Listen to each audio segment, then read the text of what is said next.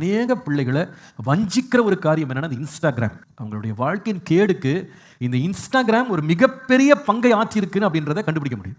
அநேகர் வழிவிலவி போனார்கள், அநேக தங்களை கெடுத்துக் கொண்டார்கள். சமீபத்தில் ஒரு குடும்பத்தை சந்தித்தேன், கண்ணீரோடு வந்து நின்றாங்க. அவங்க நம்ம சபையை சேர்ந்தவங்க இல்லை, ஆனால் அவங்க வந்து ஜெபத்திற்காக வந்திருந்தாங்க. அவங்க சொன்னாங்க, பாஸ்டர் என்னுடைய மகள் என் வீட்டை விட்டு போய் 1 மாதம் ஆச்சு பாஸ்டர். 1 மாதமாக வீட்டுக்கு வரல. என்ன வயது? 16 வயது. வீட்டை விட்டு போயிட்டா. எங்கே இருக்கிறா அப்படின்னு கேட்டால் நண்பர்களோடு உட்காந்துருக்கிறா. யார் அந்த நண்பர்கள்? கூட படிக்கிறவங்களா? இல்லை பாஸ்டர், கூட படிக்கிறவங்களே கிடையாது, யாருனே தெரியாது பாஸ்டர். இந்த சமுதாயத்தில் கேடு கட்டவங்களோட அவள் போய் தங்கி இருக்கிறா பாஸ்டர் அப்படின்னு. எப்படி போனா என்று கேட்டா சொல்றாங்க, இன்ஸ்டாகிராமில் பாஸ்டர் அந்த ஃப்ரெண்ட்ஷிப்பை கண்டுபிடிச்சா. இன்ஸ்டாகிராமில் அவளை அழைச்சு வீட்டை விட்டே போயிட்டா பாஸ்டர். அடிக்கடி இப்படி போயிடுவா, 1 வாரம் போயிடுவா, திடீர்னு வருவா, காசு கேட்பா, திருப்பி போயிடுவா. அவளை அடக்கவே முடியல பாஸ்டர். ரொம்ப கேர்ஃபுல்லாக இருங்க.